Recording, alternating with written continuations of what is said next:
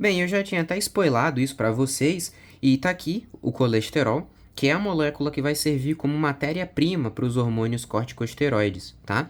Normalmente nós entendemos o colesterol como aquela molécula presente naqueles famosos exames bioquímicos que nós fazemos quando a gente vai tirar sangue, né, lá na clínica ou no posto de saúde.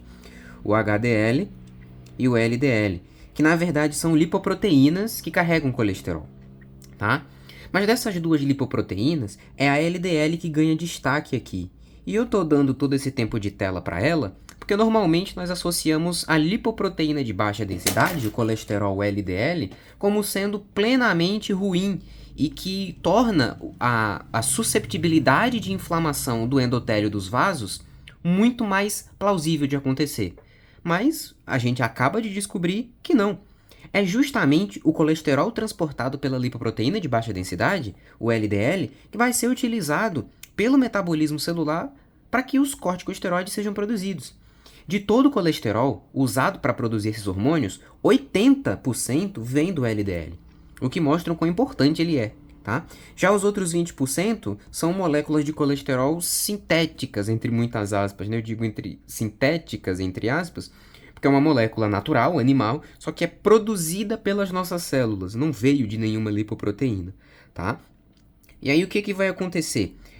Existe um receptor de membrana para o LDL, tá?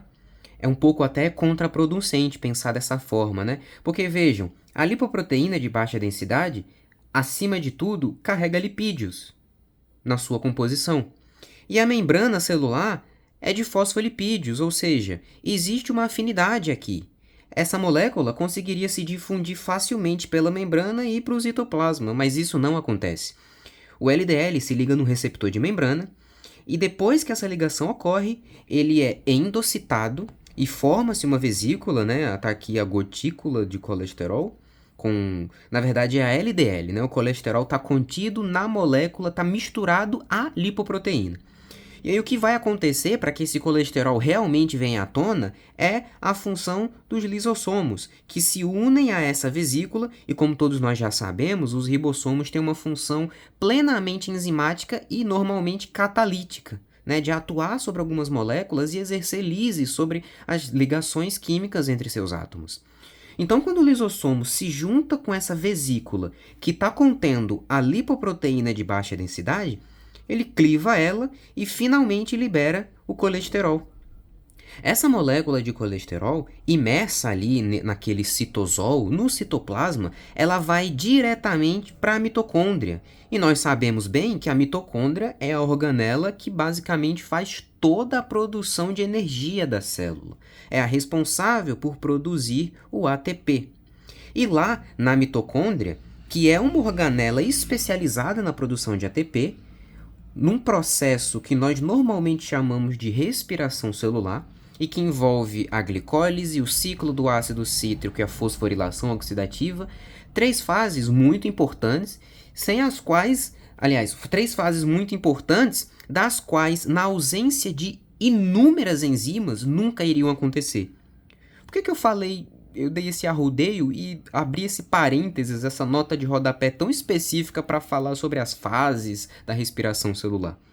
Porque na mitocôndria, essas três fases só serão possíveis graças à presença de várias enzimas que vão fazer a quebra da glicose, vão transformá-la em 2,3-bifosfoglicerato, piruvato, tá? Depois vão transformar o ácido cítrico, malato, fumarato, aquelas moléculas todas complexas, né, que envolve a colocação e a retirada de carbonos. Ou seja, a mitocôndria é uma organela que detém muitas enzimas. E é para lá que o colesterol vai, porque uma vez que ele chega na mitocôndria, ele vai ser associado a uma enzima chamada de colesterol desmolase, tá? Então, sofrendo a ação, sendo um sítio de atuação para a colesterol desmolase, que normalmente é a P450-SCC, né, a nomenclatura presente nas literaturas, ele vai se transformar ou transformar-se-á na pregnenolona. E a pregnenolona é a via comum entre os três principais corticosteroides produzidos na zona glomerulosa, fascicular e reticular. Olha essa imagem aqui que eu trouxe da literatura.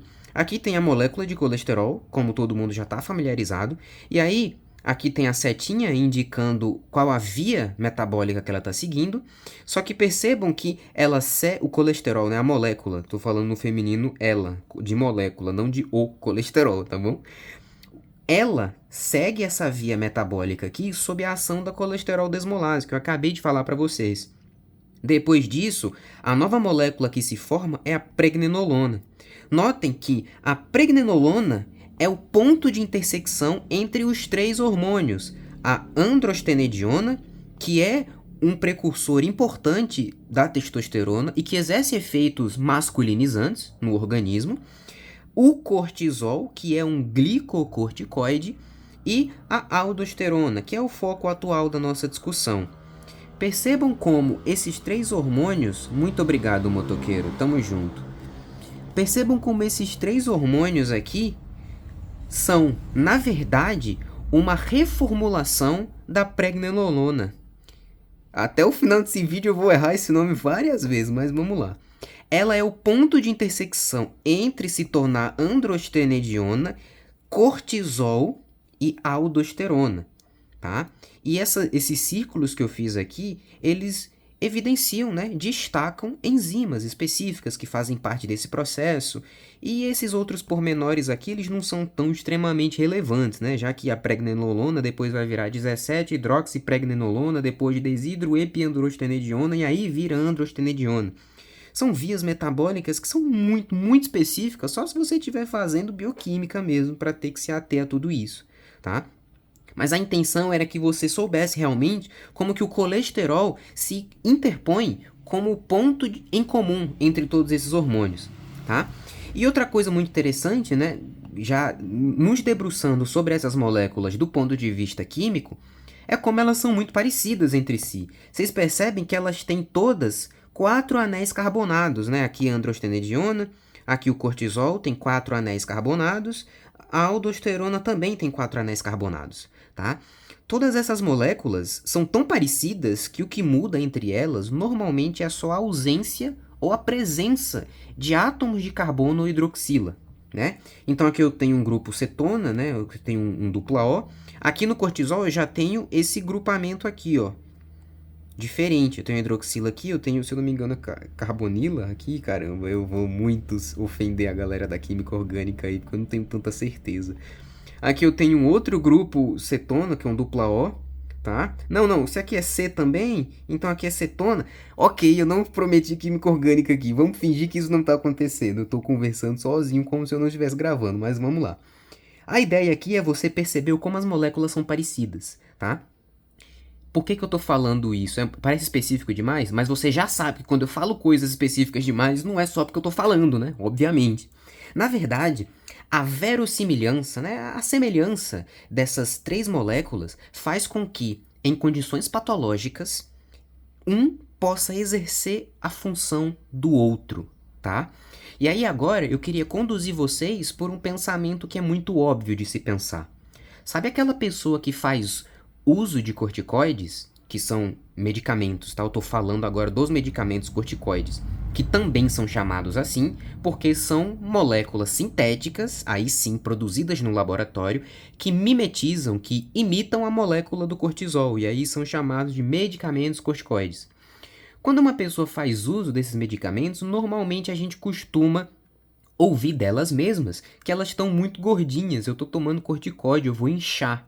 E isso não é um senso comum, tá? Por mais que esteja no senso comum, não é senso comum. Isso realmente acontece. O corticoide é um medicamento sintético que imita a molécula do cortisol, que é um hormônio produzido pela adrenal. Sabe quem também é um hormônio produzido pela adrenal? A aldosterona, que, como nós já introduzimos, tem uma função muito clara de reabsorver o sódio e eliminar o potássio. Lembrem-se também que eu havia mencionado que, ao passo que o sódio é reabsorvido de volta para o nosso corpo, ele acaba levando junto consigo moléculas de água, porque a água sempre anda junto ao sódio graças à maravilhosa lei da osmose. Então, Quando uma pessoa faz uso crônico, ou seja, prolongado de medicamentos corticoides, seja porque ela tenha uma condição patológica de dor e que não tem cura, o único tratamento é só controlar a dor, e aí ela faz uso de um corticoide por razões que nós vamos ver quando conversarmos lá para frente sobre o cortisol, porque uma de suas funções é inibir a ação inflamatória. Esse excesso de corticoides no organismo dessa pessoa faz com que haja o aumento da disponibilidade do cortisol. Lembrando, eu circulei a molécula de cortisol, só que o medicamento não é cortisol, a pessoa não está tomando cortisol. É um medicamento anti-inflamatório cuja molécula é parecida com a do cortisol. Tá?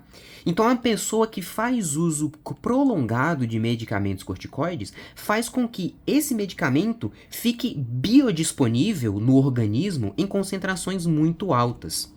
Tão altas que o excesso desse medicamento pode começar a assumir os encaixes de receptores nas células que eram destinados a outros hormônios.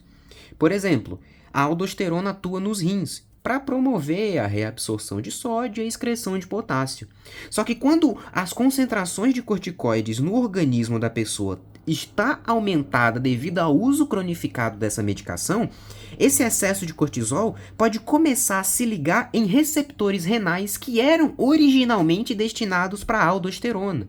E quando o cortisol se liga lá, ele exerce um efeito semelhante ao da aldosterona, porque suas moléculas são muito parecidas.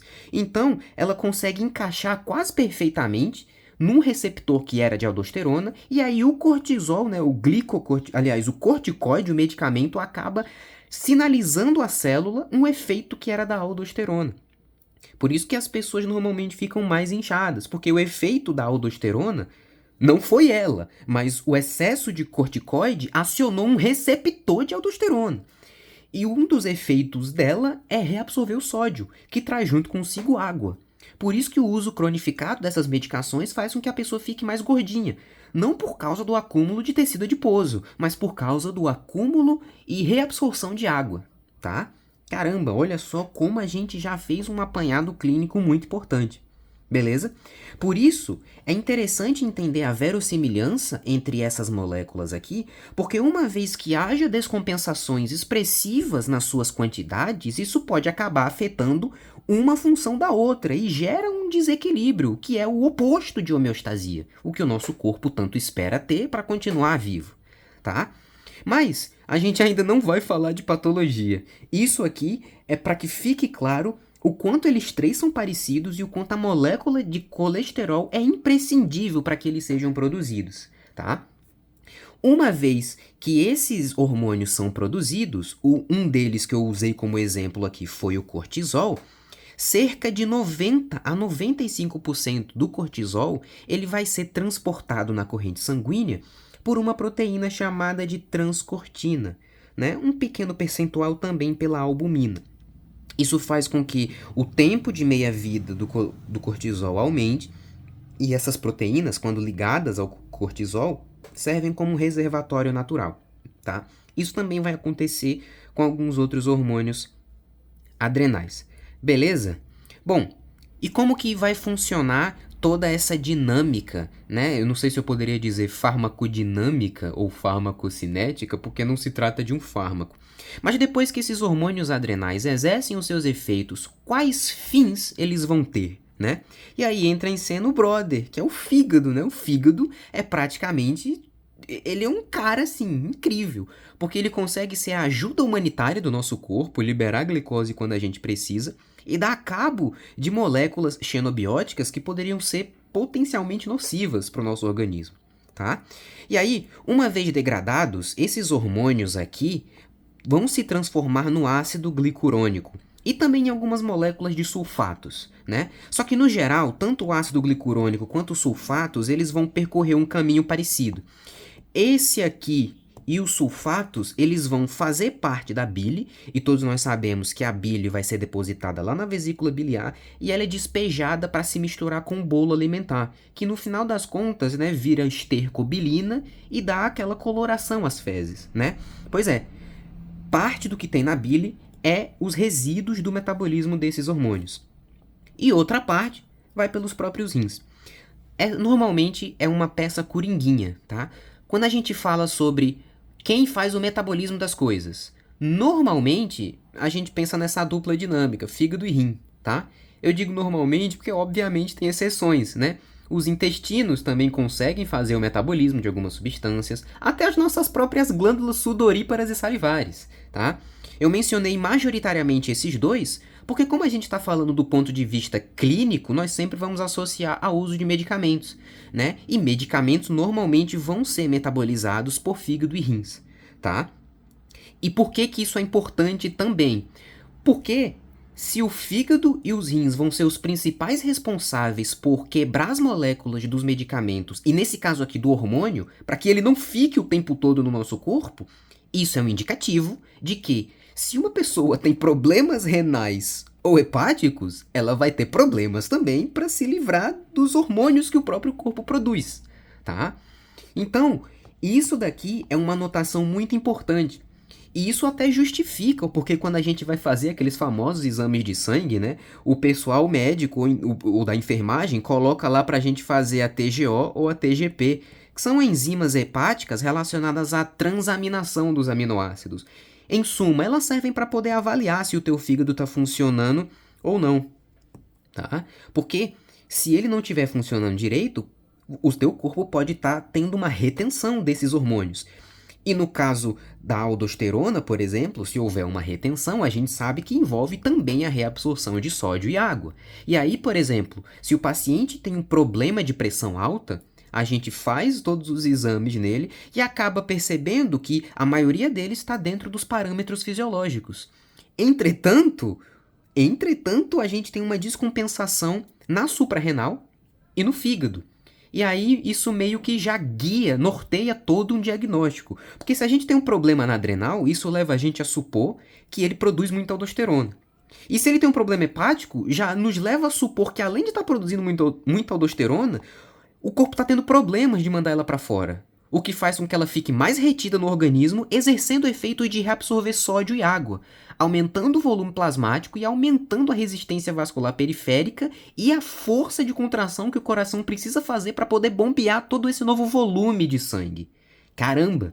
Percebam como cada conteúdo da fisiologia é imprescindível para que a gente possa entender as dinâmicas patológicas e fisiológicas que acontecem no corpo de uma pessoa, tá? Mas eu não sei se vocês estão lembrados que no vídeo anterior, quando nós falamos sobre a importância da aldosterona e o fato de que se você ficar sem ela cerca de 3 dias a 2 semanas você pode falecer, eu vou repetir isso daqui porque agora finalmente nós vamos começar a falar sobre como isso é possível, como a morte é possível na ausência da aldosterona. E isso aqui foi observado, obviamente não em seres humanos, porque a ética não deixa, mas eles fizeram isso num rato, né? Não sei se a ética, enfim, vamos deixar os assuntos polêmicos para mais tarde. Eu mesmo falei que ia deixar. Mas como nós já sabemos bem, né? A aldosterona vai reabsorver o sódio e vai eliminar o potássio. Uma vez que a gente pega um animal e faz uma adrenalectomia, ou seja, retira as adrenais, a gente vai ter, obviamente, a ausência desse hormônio. E na ausência da aldosterona, esses efeitos regulatórios de reabsorver sódio e eliminar potássio vão estar completamente descompensados, porque não vai ter mais um maestro para poder nortear toda essa discussão. Então, o que vai acontecer é uma depressão renal. Uma depressão também, eu acho que seria sinônimo, né? Porque uma depressão, o rim vai perder lá, né? Então, uma depressão. Mas, enfim, uma depressão renal de sódio. E o que vai acontecer ao mesmo tempo é uma hipercalemia. Ou seja, a aldosterona reabsorve sódio, manda o sódio que ia para a urina de volta para o corpo. Sem aldosterona, o sódio vai embora todo na urina, não vai sobrar nada no plasma. Por isso, uma depressão, né? Uma queda. Ao mesmo tempo, era função dela também mandar o potássio para fora. Só que sem ela, o potássio está ficando muito acumulado no corpo e está causando uma hipercalemia. Pelo amor de Deus, tá? Vamos tratar de assunto sério aqui. Não pensem só porque tem cal aqui, a gente está falando de cálcio, tá? Hipercalemia é de potássio, tá? Lembrem que essa letra aqui se chama K. né? K. Então é uma hipercalemia, um excesso de potássio. Se fosse de cálcio, seria hipercalcemia, entendeu? Veste uma calça, tá bom? Não vamos mais confundir isso. Vamos, é isso, é nóis. Deixa o like e arrasta pra cima pra comprar meu curso. Bem, mas olha só. A literatura menciona, meus amigos, isso aqui é um pouco preocupante, tá bom? Sem aldosterona, a gente tem perda. O que foi que eu cliquei aqui, brother? Sem aldosterona, a gente teria perdas de cerca de 10. Ah, eu fiz merda. A gente teria perda de cerca de 10 a 20 gramas de sódio por dia. Você sabe quanto que é a recomendação para que a gente consuma de sódio por dia? Se eu não me engano, nossa, pior que eu não sei, eu vou acabar falando a informação errada. Eu vou ter que pesquisar. Pesquisei, são 2.000 miligramas. A recomendação básica para que a gente faça ingestão de sódio todos os dias é cerca de 2.000 miligramas de sódio, o que equivale a 2 gramas. Galera, sem aldosterona a gente perde cerca de 10 a 20 miligramas, 20 gramas. Você tá entendendo? É muito íon sódio. E vocês sabem que o sódio, normalmente, quando mexe nele, mexe na água junto. Então, se o sódio vai embora, quando o sódio passa do plasma, né? Eu vou começar a desenhar para sair desse negócio aqui um pouco imagético. Aqui tem um vaso sanguíneo e aqui do lado eu tenho o túbulo renal, né? Aqui dentro fica a urina e aqui tem o sangue, tá? Sem a aldosterona, o sódio vai todo pro lúmen do túbulo renal. Fica cheio de sódio aqui. Só que quando ele vai arrastar junto a molécula de água. Então a gente vai ter uma queda da volemia, uma queda do volume plasmático. Essa queda é tão expressiva, porque veja só, são de 10 a 20 gramas, não 1 miligrama, gramas de sódio. E é uma queda tão expressiva que a pessoa, ela vai começar a ter uma sintomatologia semelhante ao choque, tá ligado? Tipo choque, uma condição de urgência, de UTI, tá ligado? Choque. Por quê? As moléculas de água perseguem o sódio nesse ato dele migrar para o lúmen do túbulo renal, o volume do líquido extracelular reduz, diminuindo o débito cardíaco, também a pressão arterial e causando uma condição baixa perfusional, uma hipoperfusional. E aí uma síndrome verossimilhante ao choque. Tudo porque o cara não tem aldosterona. Tá ligado? E aí? É importante ou não é isso? Vocês verem como tudo na fisiologia faz um sentido e é muito importante que exista, tá? E aí, a gente também tem o efeito da hipercalemia, né? Que é esse excesso de íons potássio. O que o excesso de potássio vai causar no nosso organismo de modo que seja preocupante que ele esteja mesmo aumentado? Bem, como todos nós já sabemos, todo o processo de contração muscular no nosso organismo e também toda a natureza elétrica das nossas células vai ser possível graças à bomba de sódio e potássio, né? A gente sabe que aquele feijão com arroz muito básico, né? A bomba de sódio e potássio elimina 3 íons sódio e assimila 2 íons potássio. Isso aqui é importante para manter a elétrica da célula, para que esse sódio não se acumule muito no citoplasma e fique puxando água para o citoplasma e a célula fique tumefeita e POC, e estoure, tá? Por isso que é muito importante que a bomba de sódio e potássio funcione para manter esses íons, cada um no seu quadrado. Entretanto, meus amigos, quando a aldosterona não é produzida, nós sabemos que existe um acúmulo do íon potássio. E esse acúmulo do íon potássio altera totalmente o gradiente eletroquímico da célula.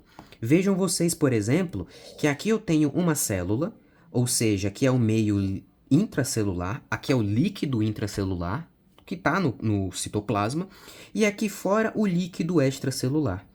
A bomba de sódio e potássio trabalha de uma forma a sempre manter os íons potássio para dentro, 2 íons potássio, e os íons sódio para fora. São 3 sódios para fora, tá? Em condições normais, a bomba de sódio e potássio faz isso. Lembrem vocês, meus amigos, que a bomba de sódio e potássio, também conhecida como adenosina trifosfatase de sódio e potássio, ela faz uso de ATP para funcionar. Por que a bomba de sódio e potássio faz o uso de ATP para funcionar? É simples, porque, na realidade, o fato de a bomba de sódio e potássio jogar fora 3 íons sódio é completamente contraproducente, tá? Por quê? Porque em situações normais existe mais íon sódio do lado de fora da célula do que do lado de dentro. E nós sabemos que pela lei da difusão, a tendência é o fluxo do soluto, o fluxo de íons ir de onde está mais concentrado para onde está menos concentrado. Então a natureza eletroquímica do sódio é querer entrar aqui. Por isso que não dava para a bomba de sódio e potássio ser só um canal aberto de difusão passiva, porque o sódio fica o tempo todo tentando entrar. Só que se ele ficar demais aqui dentro, como nós já conversamos até sobre o módulo de introdução à patologia, né? Tem playlist aqui no canal, ele vai reter água para o citoplasma da célula, a célula vai inchar e vai estourar, vai morrer. Por isso, eu preciso gastar ATP para ficar bombeando sódio contra o gradiente. Aqui tem menos e aqui tem mais. Eu estou empurrando para onde tem mais, o que é contra a natureza passiva da difusão, tá? Por isso que existe o gasto de ATP pela bomba de sódio e potássio. E aí eu chego finalmente no potássio para falar sobre a hipercalemia. O mesmo reflexo difusional acontece com o potássio. A gente usa ATP para bombear potássios para dentro, porque aqui dentro do citoplasma eu tenho um aumento de potássio em relação aqui fora. Então a tendência é esse potássio querer sempre sair. Mas não, graças ao gasto de ATP a gente consegue ficar empurrando potássios para dentro, tá? Numa situação como uma hipercalemia, por exemplo, eu tenho o aumento dos íons potássio no líquido extracelular. Então eu tenho um aumento de potássio. E nós sabemos que em situações fisiológicas muito comuns e importantíssimas para a nossa vida, como por exemplo a contração muscular, nós sabemos bem que para que haja contração muscular é necessário um estímulo elétrico de despolarização de fibras nervosas. E nós sabemos bem que esse estímulo elétrico só poderá ser possibilitado graças à conversação harmônica entre íon sódio e potássio. O potencial da membrana está em repouso, é o estímulo elétrico que faz com que alguns canais de sódio se abram, e aí o potencial da membrana começa a ficar positivo e alcança um pico. Nesse pico aqui, os canais de sódio são inativados e os canais lentos de potássio começam a se abrir. O potássio sai da célula e, consequentemente, ela vai se tornando negativa de novo. Um evento que nós chamamos de repolarização. E aí ela hiperpolariza e depois volta para o potencial de repouso porque a bomba de sódio e potássio reequilibra tudo no citoplasma, tá? Isso aqui é o que faz a contração muscular e a transmissão do potencial nervoso funcionarem em harmonia plena. Entretanto, quando existe uma hipercalemia, o excesso de potássio do lado de fora da célula, isso vai implicar totalmente nessa fase aqui do gráfico, na repolarização da membrana. Nessa fase, os canais de potássio se abrem e o potássio começa a sair da célula. E aí, como o potássio é positivo e ele está deixando a célula, ela vai ficando negativa, né? Lembrem que aqui é menos 90 milivolts e ela vai ficando mais negativa mais uma vez. Porém, aqui do lado de fora agora eu tenho um excesso de potássio. Então, quando os canais de potássio se abrem, aqui fora tá cheio de potássio já. A tendência difusional é o quê?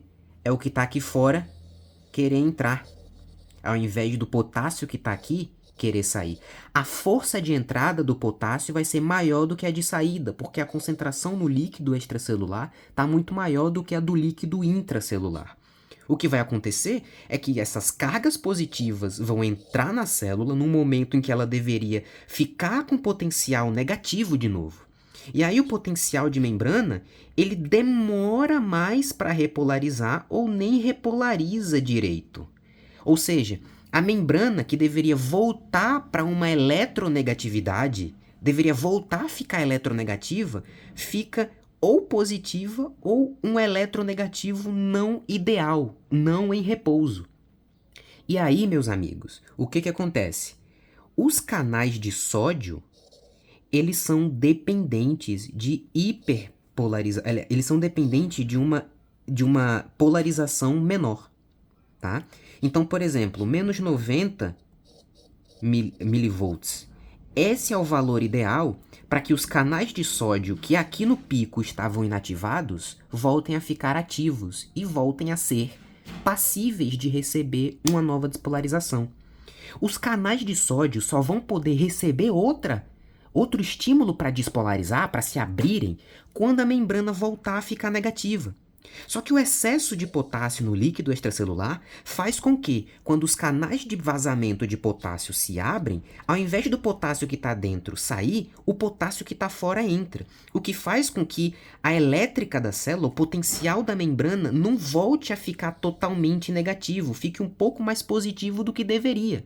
Sendo assim, os canais de sódio que dependem de uma voltagem mais baixa para que voltem a ficar ativos, para que voltem a responder a um comando de despolarização, não vão ficar ativos. E aí, quando o impulso de despolarização vier, ele não vai ser conduzido direito.